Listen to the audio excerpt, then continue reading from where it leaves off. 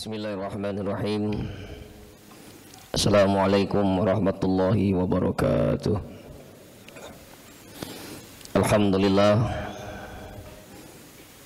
Alhamdulillahillazi anzala sakinata fi qulubil mu'minin liyazdadu imanan ma'a imanihim walillahi junudus samawati wal ard wa kana Allahu aliman hakima. Ashhadu an la ilaha illallahul qawiyyul mubin wa ashhadu anna Muhammadan abduhu wa rasuluh. Allahumma salli wa sallim ala sayyidina Muhammadin wa ala alihi wa sahbihi ajma'in. Subhanaka la ilma lana illa ma 'allamtana innaka antal alimul hakim. Rabbi shrah li sadri wa yassir li amri wahlul 'uqdatam min lisani yafqahu qawli. Rabbi zidna ilma warzuqna fahma. Amin ya rabbal alamin. Segala puja dan puji hanya milik Allah yang menguasai langit dan bumi beserta isinya. Dialah Allah yang maha penggenggam dari segala kejadian, yang maha menciptakan lagi maha menyempurnakan dari setiap ciptaannya. Dan dialah Allah satu-satunya Tuhan kita yang senantiasa mengawasi kita, melihat, mendengar dan menyaksikan dari dosa-dosa yang pernah kita lakukan, menyaksikan dari setiap maksiat. Bahkan tidak ada sekecil aib pun yang tersembunyi dari Allah. Apapun yang pernah kita lakukan selama hidup di dunia ini, kelak nanti di akhirat semuanya akan diminta pertanggungjawaban oleh Allah Subhanahu wa taala. Beriring salam kepada baginda besar Muhammad sallallahu alaihi wasallam, kepada keluarga, sahabat, zuriatnya, begitu juga pengikutnya yang setia. Mudah-mudahan diri-diri ini akan diberikan syafaat melalui baginda besar Muhammad sallallahu alaihi wasallam, dan kita yang hadir di sini dan keluarga insyaallah akan diakui sebagai umatnya Nabi Muhammad sallallahu alaihi wasallam. Bapak-bapak, ibu-ibu yang saya hormati, kita akan lanjutkan kajian kita pasal ke-9 Minal Hikami Ibnu Athaillah As-Sakandari rahimahullah wa nafa'ana bi ulumi. Qala Imam Ahmad Ibnu Athaillah As-Sakandari, tanawwa'at ajnasul a'mal litanawwu'i waridatil ahwal, yang artinya beraneka warna jenis amal perbuatan karena bermacam-macam pula pemberian karunia Allah yang diberikan kepada hambanya. Karena itu tiap orang yang soleh yang menuju ke suatu makom tingkat harus mengerti dalam ibadat, yang mana ia rasakan nikmat ibadah tersebut, maka disitulah akan terbuka baginya apakah dalam sembahyang atau puasa dan lain-lain. Maka kata Imam Ibnu Athaillah menyatakan beraneka warna jenis amal perbuatan. Jadi kita harus meyakini bahwa setiap manusia itu punya amalan-amalan tersendiri, dan mereka akan berbuat sesuai dengan ahwal yang ada pada diri. Kita tidak bisa memandang seseorang itu dari satu sudut pandang, tapi kita dituntut untuk memandang mereka itu dari berbagai macam sudut pandang, karena setiap manusia itu diberikan oleh Allah karunia yang berbeda-beda. Ada orang yang masuk surga gara-gara dakwanya, ada orang yang masuk surga karena pedagang yang jujur, ada orang yang masuk surga jadi pegawai yang jujur, ada orang yang masuk surga gara-gara berbakti kepada kedua orang tua, ada orang yang masuk surga karena kejujurannya. Berbagai macam perbuatan mereka lakukan sesuai dengan keadaan mereka masing-masing. Nah, maka kita tidak boleh saling merendahkan, meremehkan, menghina, apalagi kita memandang mereka dengan sebelah mata. Nah, disinilah setiap manusia itu akan mengalami pengalaman-pengalaman spiritual. pengalaman-pengalaman rohania. Ketika orang itu telah mulai mengenal diri dan mengenal Allah, maka dia akan Allah berikan suatu pengalaman-pengalaman spiritual yang akan membuat dia menjadi mulia di sisi Allah.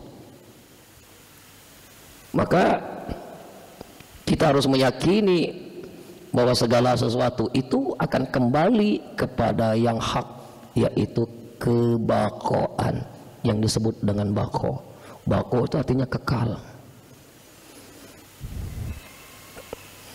Artinya yang berhak dari segala sesuatu itu terjadi atas perbuatannya. Semua terjadi itu atas kodrat dan irodatnya. Nah, maka oleh sebab itu adapun orang yang memperoleh hal yang demikian itu, dia akan dikuasai oleh ahwal itu, artinya perjalanan rohani dia. Contoh, imam seorang wali As-Sakati, Sari As-Sakati ini seorang waliullah. Ketika dia sholat di masjid, dia mendapatkan berita bahwa di pasar itu terjadinya suatu musibah besar. Sari As-Sakati ini seorang waliullah yang memiliki pekerjaan sebagai pedagang. Di saat dia sudah sholat dapat berita, Syekh, di pasar terjadi kebakaran. Semua toko itu hancur, habis, hangus. Cuman satu toko yang tidak terbakar, tokomu. Lalu Sari As-Sakati mengatakan, Alhamdulillah. Langsung ditegur oleh Allah. Ucapan Alhamdulillah itu membuat dia hina di hadapan Allah, ditegur oleh Allah. Maka satu kali mengucap Alhamdulillah, akhirnya dia mewiridkan zikirnya, yaitu istighfar selama 30 tahun. Jadi ada akhwal pada diri ini. Menyesal yang mengucapkan Alhamdulillah, karena Alhamdulillah itu hanya untuk kepentingan pribadi. Ternyata hal yang demikian itu tidak disukai oleh Allah. Dia menyesal dari satu kali dia mengucapkan Alhamdulillah dalam hal tersebut, 30 tahun dia mengucap istighfar karena merasa bersalah. Nah, jadi kalau ada orang yang sering melazimkan istighfar, itu menandakan dulu dia pernah menjadi orang yang ahli maksiat atau dosa. Nah, itu disebut dengan akhwal. Jadi ketika kita ingat dengan dosa kita, yang ringan kita ucapkan oleh lisan kita itu istighfar. Astagfirullahaladzim, astagfirullahaladzim. Ada penyesalan pada diri yang akrab dengan lisannya istighfar. Kalau di saat ahwalnya itu dia merasakan nikmat dari Allah, maka yang keluar dari lisannya, yang terjadi pada ahwal dirinya itu adalah nikmat. Jadi kalau dia sedang merasakan nikmat, apa zikir yang pantas dari lisannya? Alhamdulillah, alhamdulillah, alhamdulillah, alhamdulillah. Atau mungkin kita diuji oleh Allah dengan sakit. Apa zikir yang pas ketika kita diuji oleh Allah dengan sakit? Badan ini sakit. La haula wala quwwata illa billah, la haula wala quwwata illa billah. Itu yang disebut dengan akhwal. Maka orang-orang yang bertasawuf itu dia tidak mengikuti, tapi dia melakukan sesuai dengan akhwal pada diri. Akhwal itu perihal yang terjadi pada batinnya. Itulah yang disebut dengan pengalaman spiritual.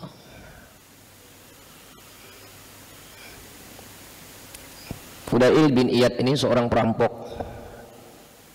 Pekerjaan dia ini merampok, membunuh. Mungkin kita semua tahu bahwa Fudail bin Iyad ini adalah seorang perampok yang pada akhirnya dia menjadi waliullah. Pada suatu ketika dia naik haji bersama umat jemaahnya. Lalu ketika dia di Musdalifah di padang Arafah, semua orang berdoa, semua orang berzikir, semua orang memohon kepada Allah. Tapi yang dilakukan oleh Fudail bin Iyad ini diam. Tidak ada sepatah kata yang keluar dari lisannya. Seharusnya disunahkan dia harus berdoa, berzikir kepada Allah, memohon kepada Allah, tapi pada kenyataannya dia diam, tutup, tidak sepatah kata pun dia berkata. Ditanya oleh muridnya, "Wahai Syekh, apa yang kau lakukan ketika di Muzdalifah, di padang Arafah? Tidak sedikit pun kami mendengar engkau mengeluarkan wiritan." Apa kata Syekh Fudail bin Iyad? "Ketika itu aku berada di padang Arafah, aku mengingat dosa-dosaku di masa lalu. Aku malu sama Allah. Nggak pantas aku duduk bersama orang-orang yang baik hatinya, yang bersih hatinya." Jadi akhwal dia itu pada saat itu ingat dosa, diam dia. Yang ada pada dirinya itu ada penyesalan. Nah, ketika dia duduk merenungkan dosa, mengingat dosa itu, di mata Allah ibadah itu. Jadi ibadah itu tidak harus keluar dari kata-kata. Ketika dia ingat dosa, dia menyesali dosanya, lalu dia berusaha untuk memperbaiki dirinya dalam renungan itu, dalam tafakur itu ibadah. Penyesalan atas dosa yang pernah dia lakukan itu adalah ibadah. Dan itu terhitung oleh Allah, dia sedang melakukan ibadah besar dalam dirinya. Nah, jadi jangan heran kalau ada orang-orang yang duduk di samping kita banyak merenung. Apa itu yang dipikirkan tuh? Pikirkan nasib. Ya Allah, sudah setua ini masih susah hidup, ya Allah. Kapan senangnya? Itu bukan menyesali dosa namanya, penyesalan hidup. Itu namanya berutuk jadi dosa. Jadi bisa membedakan mana merenung tafakur, mana yang disebut dengan mengeluh. Nah, yang kita bahas ini adalah akhwal spiritual kita. Ada kita lihat penampilannya itu tidak menunjukkan sosok orang soleh. Rambut gondrong misal, kumis panjang, penampilannya seperti orang-orang biasa. Ternyata di balik kesederhanaan penampilannya itu, dia ini adalah anak yang berbakti kepada kedua orang tua. Dia begitu sayang sama ibunya, sama bapaknya. Walaupun mungkin sholatnya tidak sempurna, mungkin baca Qur'annya tak sempurna, mungkin hafalannya sedikit, tapi dia sama orang tua tunduk dan patuh, mencintai, menyayangi orang tuanya sepenuh hatinya, berbakti, dihabiskan umurnya hanya untuk menjaga ibu atau bapaknya. Itu amalan soleh yang bisa mengantarkan dia masuk surga. Jadi kita tidak boleh memegah-megahkan kelebihan yang ada pada diri ini. Ketika kita diberikan oleh Allah kelebihan banyak hafal hadis, lalu lihat ada orang yang baca hadis salah, kau remehkan, itu dosa bagimu. Ketika kita banyak hafal Quran, ketika ada orang yang baca Quran salah, lalu kau meremehkan dia, jadi dosa hafalanmu itu. Maka Nabi mengatakan, innallaha ta'ala, sesungguhnya jika Allah itu la yanzuruna ila suwarikum wa jasamikum walakin yanzuruna ila qulubikum wa amalikum, sesungguhnya Allah itu tidak melihat tubuhmu, tidak melihat wajahmu, melainkan Allah melihat hati dan perbuatanmu. Jadi yang dipandang oleh Allah itu adalah hati. Hati itu adalah cerminan, hati itu wajah orang mukmin. Kalau hatinya bersih, hatinya lurus, insya Allah perbuatannya juga lurus. Jadi kita tidak boleh memandang seseorang itu dari penampilan, karena penampilan itu sering menipu. Karena ada wali malamatiyah, wali yang Allah sembunyikan kebaikannya, sehingga orang memandang dia ini bukan seorang yang soleh, bukan seorang wali, tertutup kewaliannya itu. Ada wali mastur. Wali mastur itu wali yang tersembunyi. Ada wali masyhur. Wali masyhur itu wali yang Allah tampakkan karomanya sehingga orang yakin kepadanya, sehingga orang banyak belajar kepadanya. Itu namanya wali masyhur. Ada wali mastur, dia bersembunyi di tempat yang terang. Dia berada di masyarakat, tapi tidak ada orang tahu bahwa dia itu wali. Dengan penampilan-penampilan yang tidak memperlihatkan sosok seorang wali. Itu disembunyikan. Disembunyikan oleh Allah kewaliannya. Kenapa Allah ciptakan berbagai macam tipe wali? Supaya di antara wali tidak boleh saling mengganggu. Siapa yang mengetahui keadaan akhwal dia seorang wali? Seorang wali itu sendiri. Jadi orang yang tidak memiliki derajat wali tidak bisa menilai orang ini wali atau tidak bisa. Dia punya kapasitas untuk menilai bahwa dia ini adalah seorang wali. Hanya seorang walilah yang bisa menilai bahwa diri seseorang itu adalah waliullah.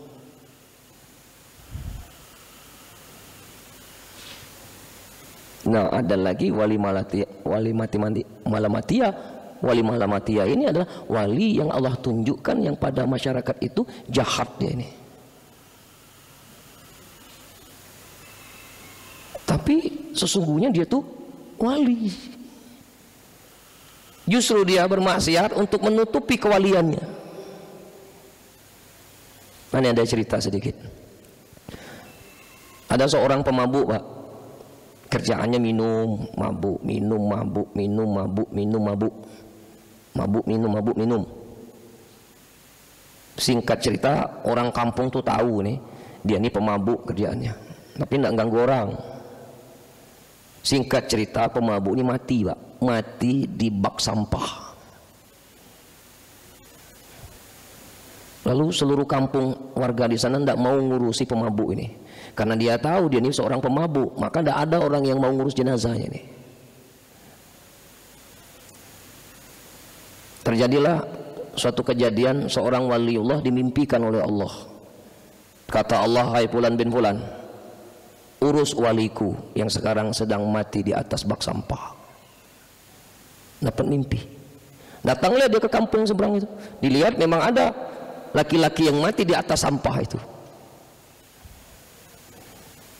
Akhirnya diajak warga itu untuk ngurusi jenazah itu. Kenapa kalian tidak mau mengurusi jenazah ini? Dia itu pemabuk. Kerjaannya teler, teler, teler, teler. Pagi teler, siang teler, malam teler. Bagaimana mungkin kami akan mengurus jenazah seorang yang tukang mabuk? Sudah diuruslah oleh waliullah tadi. Urus demi urus selesai, lalu dia tanya kepada istri pemabuk tadi, kira-kira Bu, apa amalan suamimu ini ketika dia masih hidup? Memang kenapa Pak? Saya ini dimimpikan bahwa Allah memerintahkan aku untuk mengurus jenazah ini. Kata istri, rasa-rasanya tidak ada. Coba ibu ingat lagi, apa amalan suamimu ini sehingga aku diperintahkan oleh Allah untuk mengurus jenazahmu? Tidak ada. Didesak-desak, tidak ingat istrinya. Nah, ketika wali itu meninggalkan tempat itu baru ingat istrinya. Dipanggil, Syekh, aku ingat. Datang lagi Syekh. Apa amalan suamimu ketika dia masih hidup? Suamiku itu Syekh, ketika dia bekerja dapat uang, dia kumpulkan anak yatim piatu di rumah dan makan bersama mereka. Oh, pantes. Dia punya kelebihan, suka menyantuni anak yatim piatu. Makanya Allah memerintahkan waliullah yang masyhur itu untuk mengurusi jenazah wali malamatia ini. Nah, maka kita ini sebagai manusia biasa jangan mudah memvonis orang, karena kita tidak tahu ahwal seseorang itu pada diri ini. Apa artinya? Berbaik sangkalah kepada makhluk-makhluk Allah. Sebagaimana Sayyidina Ali mengajarkan kepada kita, kun indan nafsi syarrun nas, jadilah manusia yang paling buruk dalam pandangan diri. Jadi memandang buruk itu bukan ke orang, ke diri. Kalau kita selalu memandang orang lain itu buruk, maka kau merasa dirimu lebih baik daripada dia. Ana khairum minhu. Oh, kau pewaris iblis. tapi rajin sholat. Iblis itu taat sama Allah. Terbuang iblis itu dari surga. Kenapa? Kesombongan dia yang melemparkan dia dari surga. Diusir dari surga itu karena kesombongan dia. Nah, maka Nabi mengajarkan kita, kalau kita duduk di antara orang-orang yang soleh, kamu renung dulu dalam diri, ya Allah, di antara mereka yang soleh ini, yang paling hina nih aku, ya Allah. Nah, gitu. Sehingga apapun yang kau lakukan, apapun yang kau ucapkan, tidak merasa diri lebih baik daripada mereka. Itu untuk menjaga sifat ujub pada diri kita.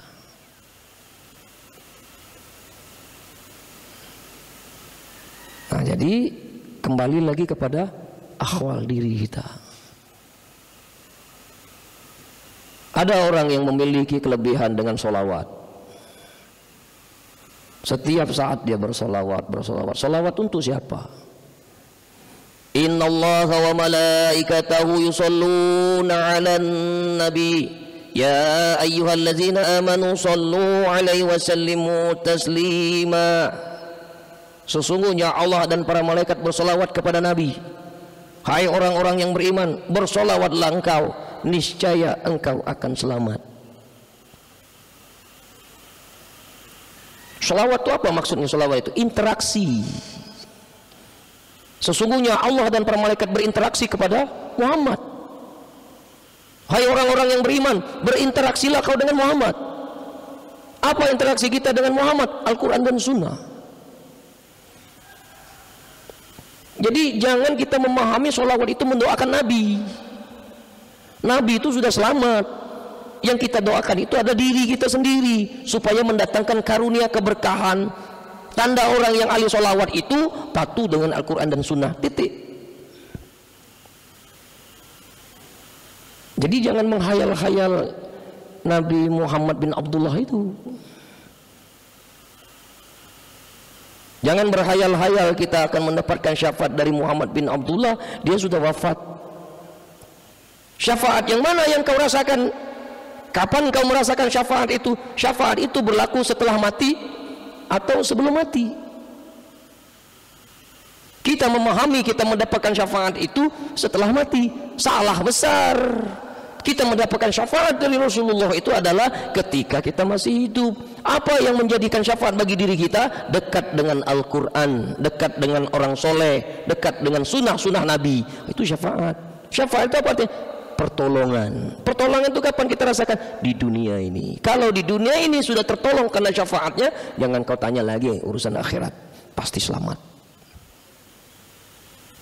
Nah, jadi nyari selamat itu bukan setelah mati. Nyari selamat itu sebelum mati. Jadi sholawat itu untuk apa? Untuk menghidupkan Muhammad yang ada pada diri ini. Untuk menghidupkan guru sejati yang ada pada diri ini. Bersalawatlah engkau wahai orang yang beriman, agar engkau selamat. Selamat di dunia, pasti juga selamat di akhirat. Nah, ini orang ini punya amalan sholawat. Nah, amalan sholawat ini akan menggiring dia jadi orang baik. Walaupun awal-awalnya dia rajin sholawat, belum jadi orang yang soleh, tapi dengan sholawat itu ditarik oleh Allah, nih orang ini bakal jadi orang baik. Yang kajian kita kemarin. Nah, dia punya amalan itu. Itulah kejadian yang terjadi pada ahwal diri pribadinya. Nah, maka ada orang yang sakit, dadanya sakit, lalu dia pegang dadanya, lalu dia bersalawat. Allahumma sholli ala sayyidina Muhammad wa ala ali sayyidina Muhammad. Cepat sehatnya. Kenapa? Nyamber Muhammad itu pada diri. Karena tubuh kita ini sesungguhnya diciptakan oleh Allah dari nur Muhammad. Asyhadu alla ilaha illallah wa asyhadu anna Muhammadar Rasulullah. Aku bersaksi tidak ada Tuhan kecuali Allah dan Muhammad itu adalah utusannya. Utusan Muhammad itu sebagai utusan itu tidak hanya ketika Muhammad bin Abdullah itu hidup. Dia telah wafat pun utusan itu tetap ada. Rasul itu artinya utusan. Apa utusan itu? Orang-orang yang menyampaikan kebenaran, orang-orang yang mengajak kita dalam kebenaran. Hati yang selalu ingat dengan Allah itu adalah utusan. Itulah petunjuk dari Allah. Nah, jadi bersihkan hati kita dari sifat-sifat buruk, bersihkan diri dari sifat-sifat prasangka. Karena manusia itu mati sesuai dengan prasangkanya. Kalau prasangka kita banyak yang baik, mudah-mudahan kita diwafatkan oleh Allah dalam keadaan baik. Jangan memandang orang dengan sebelah mata. Jangan memandang orang itu dari penampilan. Karena bisa jadi di situ ada makar. Makar itu artinya tipu daya. Tidak ada satupun yang terlepas dari makarnya Allah. Bisa jadi Allah tipu diri kita ini dengan pandangan matamu, sehingga engkau mudah sekali memandang seseorang itu dari penampilan, lalu ahwalmu mengatakan bahwa dirimu lebih baik daripada dia. Ketahuilah sesungguhnya kita telah terhina di mata Allah. Allahu a'lam bishawab. Nah, itulah Bapak-bapak kajian kita pada pasal 9 ini. Mudah-mudahan kita diberikan oleh Allah ahwal yang baik. Silakan kalau ada yang mau bercerita. Wallahu a'lam bishawab. Bismillah.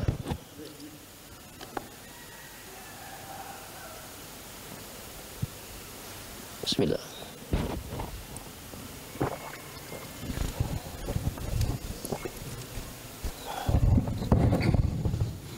Assalamualaikum Ustaz. Waalaikumsalam warahmatullahi wabarakatuh. Jadi ini terkait hidup ini pilihan Ustaz. Ya. Terkait dengan takdir. Di dalam kehidupan ini sering tertipu. Orang mendapat kenikmatan tetapi dengan melanggar yang sunnah, mendapat jabatan misalnya, dengan hal-hal yang kira-kira bukan dengan jalan yang dibenarkan. Orang mengatakan itu takdir. Apakah yang buruk itu menurut pandangan manusia itu bisa dikategorikan takdir juga? Terima kasih Ustaz. Iya. Sekarang kita harus memahami dulu apa itu takdir, apa qadar, apa qada. Di rukun iman kita wajib mengimani qada dan qadarnya Allah. Takdir itu sesuatu yang sudah terjadi. Dia ini dapat nikmat dari hasil koruptor, sudah terjadi belum? Berarti itu takdir dia. Qada itu ketentuan yang belum terjadi. Maka kata Nabi, la yardudu qada'a illa du'a. Tidak ada ketentuan yang bisa dirubah kecuali dengan doa yang belum terjadi. Ada kemungkinan Allah akan merubah itu karena doa-doanya. Tapi kalau sudah terjadi, itulah takdir yang sedang kau jalani. Contoh, kita dilahirkan sudah jadi laki-laki, naca lagi ya Allah jadi kelak betina. Sudah terjadi. Nah, lalu apa yang harus kita lakukan dari takdir buruk yang menurut kita itu buruk itu? Baguskan takdir itu dengan memperbaiki diri. Sempurnakan keburukan itu dengan kebaikan-kebaikan. Wa'ab bi'i sayi'atal hasanah tamhuha. Iringilah perbuatan kesalahan dosa itu dengan kebaikan. Nah, jadi sekecil apapun yang sudah terjadi di langit di bumi ini, itulah takdir Allah. Jatuhnya rambut dari kepala ini, itu juga bagian dari takdir. Jatuhnya satu helai daun dari pohon, itu juga ketentuan takdirnya Allah. Nah, jadi memang betul takdir. Apalagi yang kita bantahkan di situ? Berarti keburukan itu juga termasuk takdir. Tidak adil Allah. Kenapa Allah mentakdirkan jadi orang jahat? Adil. Ada orang jahat itu karena ada orang baik. Masa semuanya surga?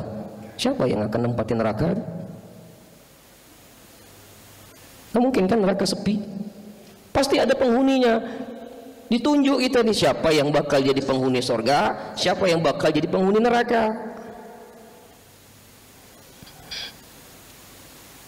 Begini Pak, supaya kita bisa memahami. Kita ini adalah artis, aktor yang Allah berikan peran untuk kita ini. Dalam surah Asy-Syams itu sudah jelas, fa'alamaha fujuraha wa taqwaha. Allah yang mengilhamkan jalan kebaikan, Allah yang mengilhamkan jalan keburukan. Nah, takdir yang kita jalani ini itu peran dari Allah. Bisa enggak kita ini menolak takdir yang sudah Allah tentukan untuk kita? Bapak-bapak sekarang yang ada di sini ditakdirkan oleh Allah ahli maksiat, bisa nolak enggak? Bisa nolak enggak, Pak?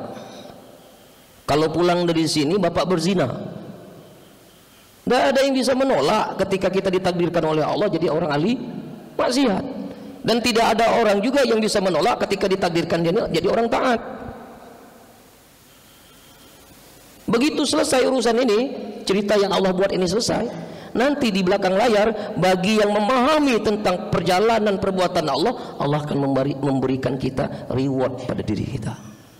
Bagus, kau sudah menjalankan peranmu sebagai penjahat. Bagus, kau telah menjalankan peranmu menjadi orang taat. Siapakah mereka yang diberikan reward oleh Allah? Yang mengerti, mengenal siapa Tuhan itu. Apa buktinya? Umar bin Khattab, seorang pembunuh yang benci sama Rasulullah. Bahkan Umar bin Khattab ingin merencanakan, ingin bunuh Rasulullah. Tapi apa yang terjadi? Kalau kita mau berkata jujur, Umar bin Khattab selama hidupnya itu banyak berbuat salah atau banyak berbuat baik? Salah dan dosa. Tapi apa yang terjadi? Allah ganti semua dosa kesalahannya itu dengan kebaikan. Furqan 70.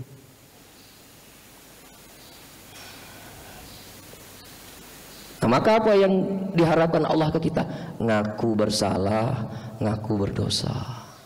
Kau hadapkan dirimu kepada Allah, kau mengakui kesalahanmu, kau merasa hina di hadapan Allah, kau tebus kesalahanmu itu dengan air matamu, kau iringi perjalanan hidupmu dengan kebaikan. Habis semua dosa itu. Itulah yang terjadi pada Fudail bin Iyad, Abu Nawas, Malik bin Dinar. Itu semua itu orang-orang yang berlatar belakang yang tidak baik. Tapi mereka itu dipilih oleh Allah jadi orang baik. Apa artinya neraka dan surga? Kalau di antara surga dan neraka itu jauh dari ridhonya Allah. Bapak mau enggak masuk surga tapi jauh dari ridho Allah? Mau enggak, Pak? Enggak mau ya, masuk surga tapi enggak diridhoi oleh Allah. Kira-kira mau enggak? Bapak mau enggak masuk neraka tapi diridhoi? Memang pertanyaan ini tidak ada yang mengenakkan. Tapi disitulah Pak kita dituntut untuk berpikir keras. Yang kita cari itu surga atau Allah. Kalau kau cari surga, dapat surga itu, tapi belum tentu Allah ridho kepadamu. Kenapa? Allah itu ingat punya sifat cemburu. Nanti kita pulang mau ke surga atau ke Allah? Ke Allah. Maka di dalam diskusi itu Allah berfirman, ya Muhammad basyiril muzannibina bi anni ghafur wa anziri siddiqina bi anni uyur. Kata Allah, ya Muhammad sampaikan berita gembira kepada para pendosa bahwa aku maha pengampun, dan sampaikan peringatan kepada para siddiqun bahwa aku ini maha pencemburu. Allah tuh suka sama orang yang ahli tobat. Kabarkan itu wahai Muhammad, aku ini maha pengampun, aku akan ampuni semua dosa-dosa mereka jikalau mereka minta ampun kepadaku.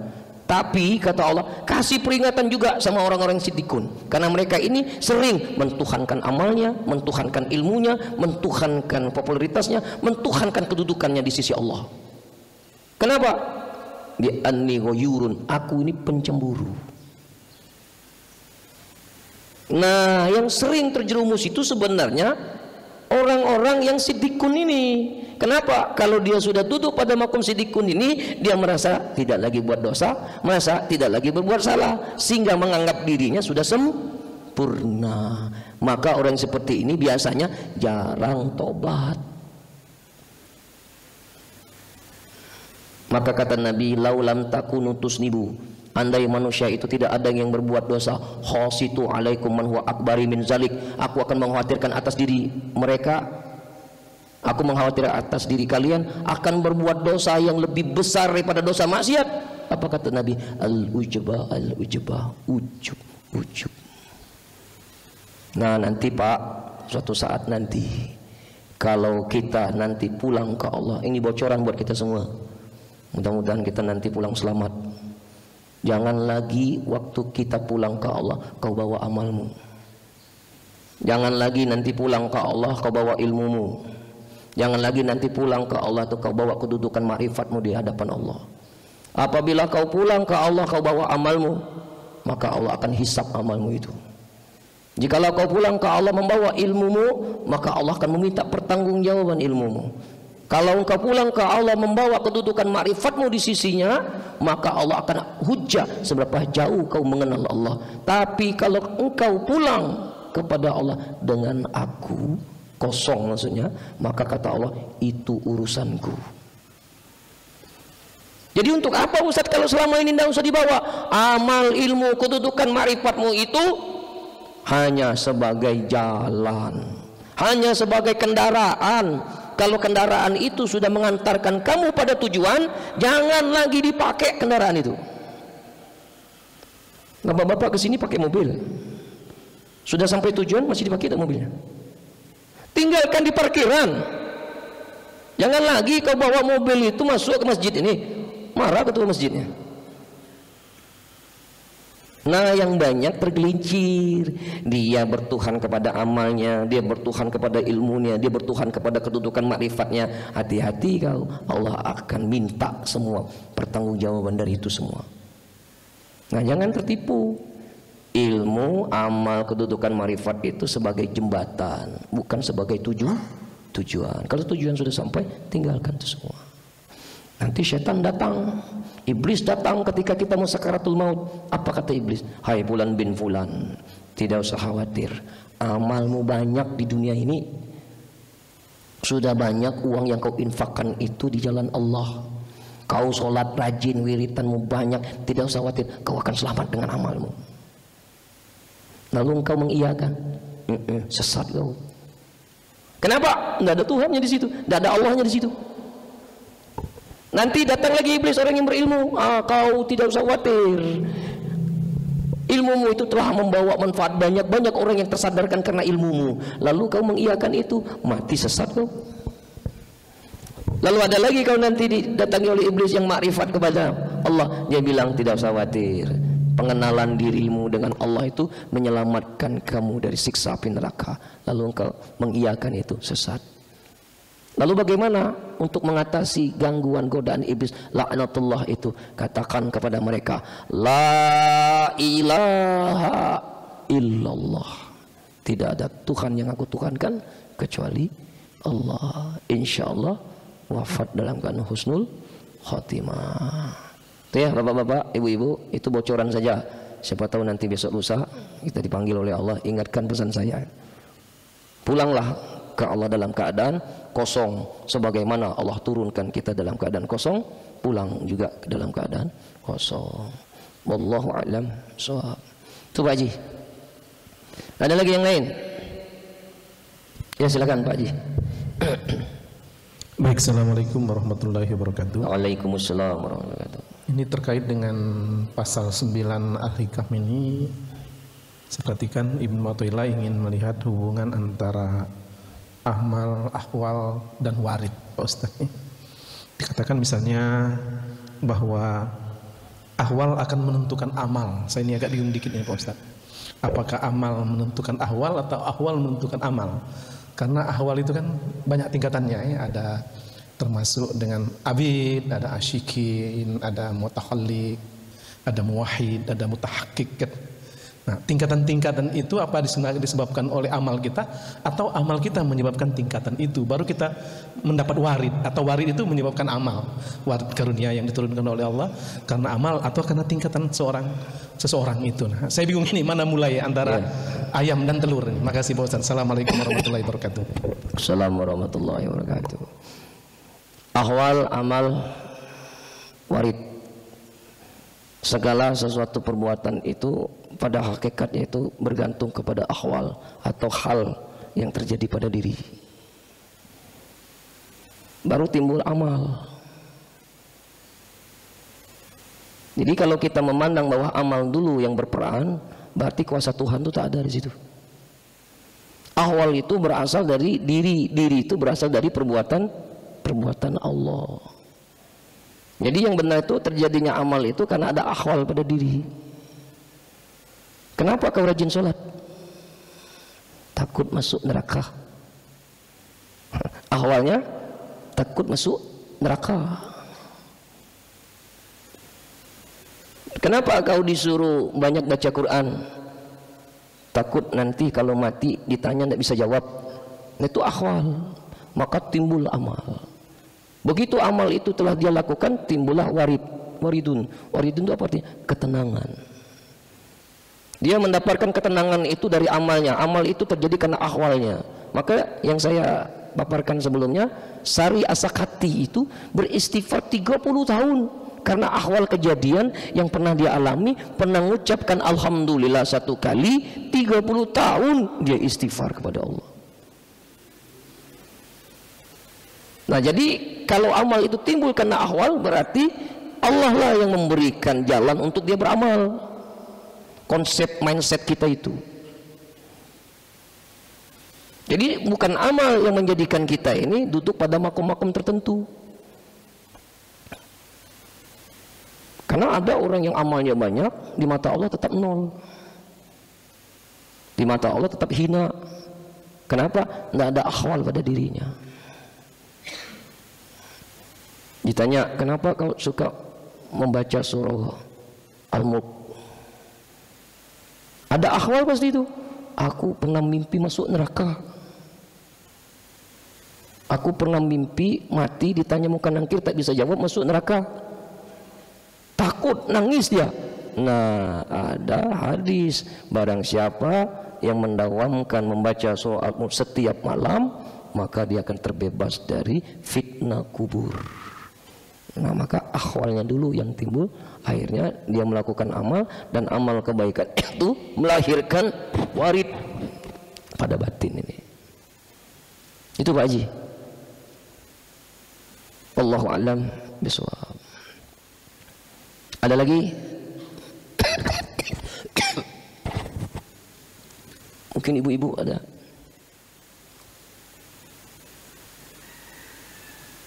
Paham sih? Belum.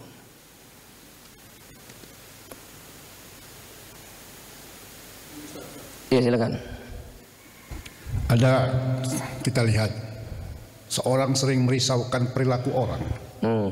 Mana pula itu Ustaz? Risau dengan gawe wong. Ya, kira-kira. Itu namanya kipu ya. Kipu cerudi anak. Iya.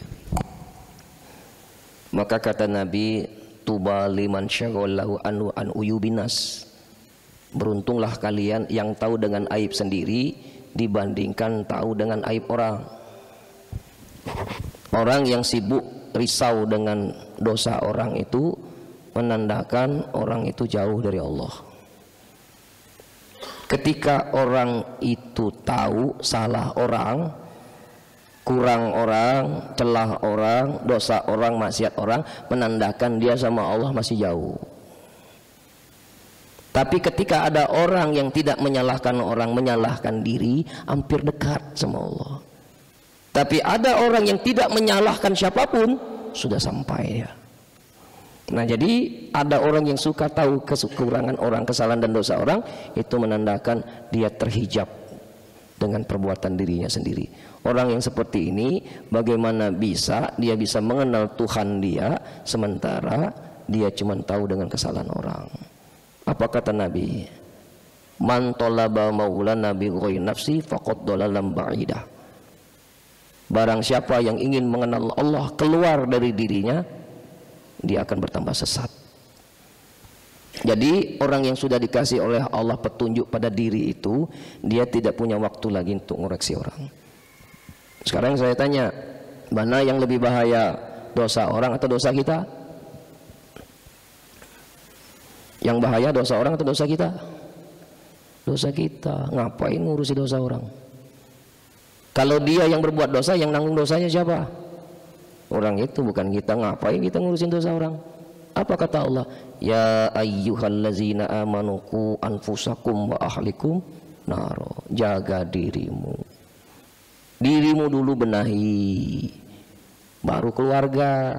Keluarga tak mau, sudah, tidak usah dipaksa. Kau pulang ke Allah sendiri, tidak ngajak istri, tidak ngajak anak. Urus dirimu. Keluarga yang mau diajak benar silakan ajak, tidak mau, tidak usah jadi pikiran. Oh, apalah anak aku ini. Oh, ini susah nih anakku. Ya Allah, sakit kau. Sakit gancang mati. Jadi berhentilah ngurusi budak yang tidak galak diurus.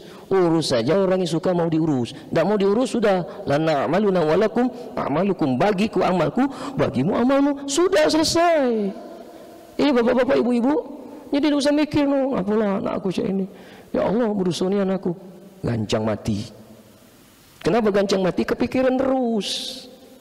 Sudahlah, kalau umur sudah di atas 40 tahun ke atas ini sudah sekarang. Yang mau ikut silakan, yang tidak mau ikut orang apa-apa. Tanggung jawablah kalian kepada Allah.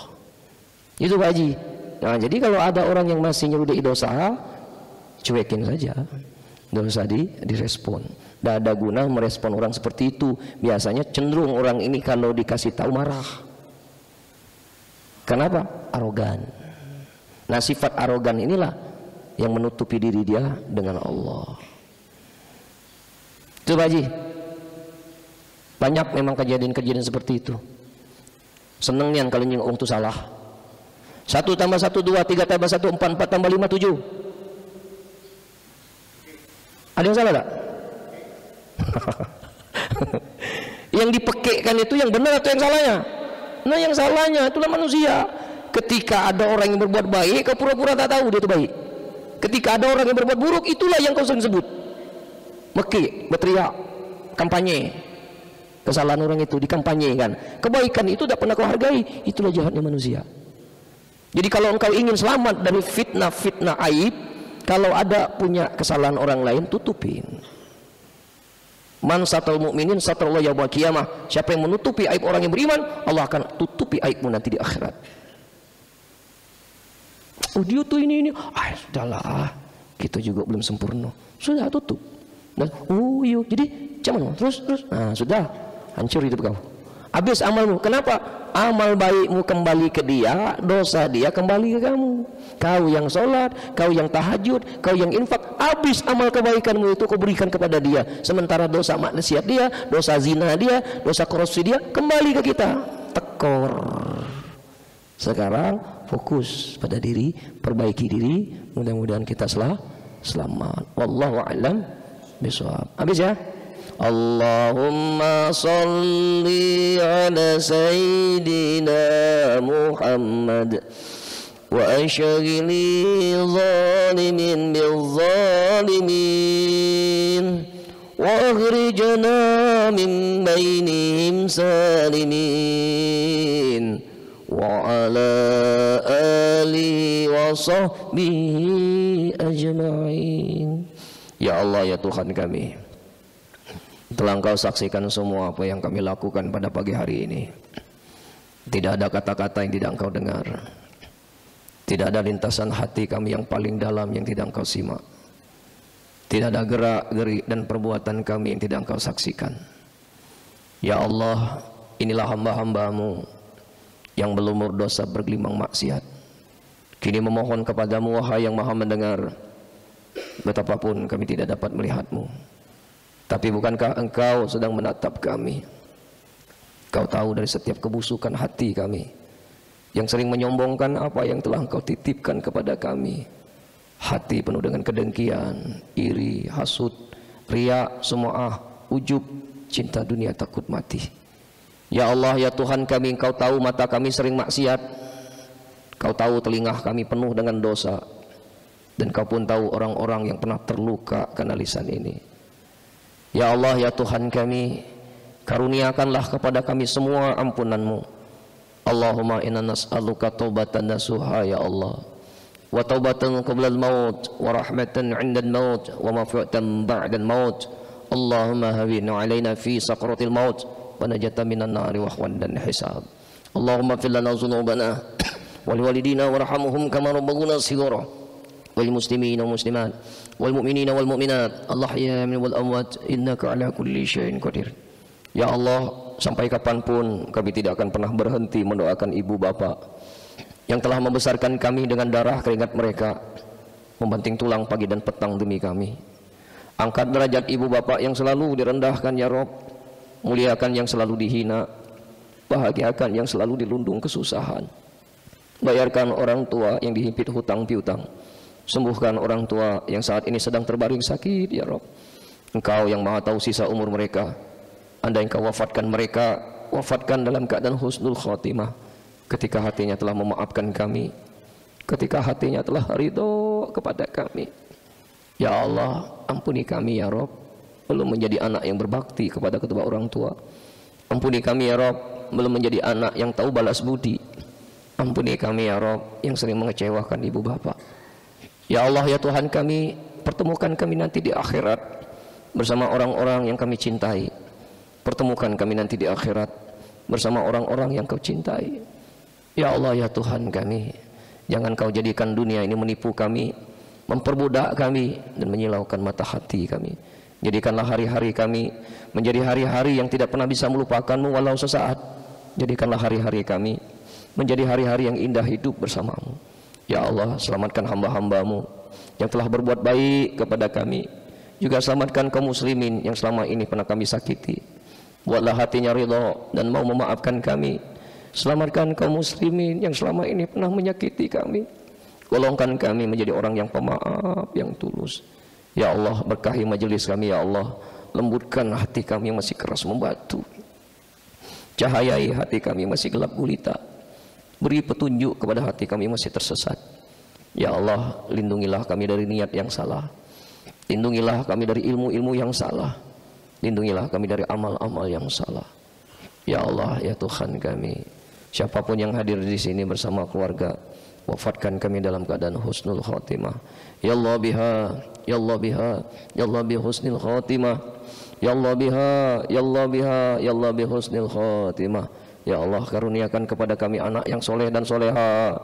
Jangan kau karuniakan kepada kami anak yang durhaka sekecil apapun. Lindungi anak dan keturunan kami dari perilaku haram. Lindungi anak dan keturunan kami dari barang-barang haram. Lindungilah anak dan keturunan kami dari fitnah zaman, fitnah dunia, fitnah kubur, dan fitnah akhirat. Rabbana atina fid dunya hasanah wa fil akhirati hasanah wa qina azabannar. Sallallahu alaihi wasallam Muhammadin nabiyil ummi wa ala alihi wa sahbihi wasallam allazi da'wahum fiha subhanakallahumma wa tayyatu fiha salam wa akhiru da'wahum alhamdulillahi rabbil alamin. Taqabbalallahu minna wa minkum.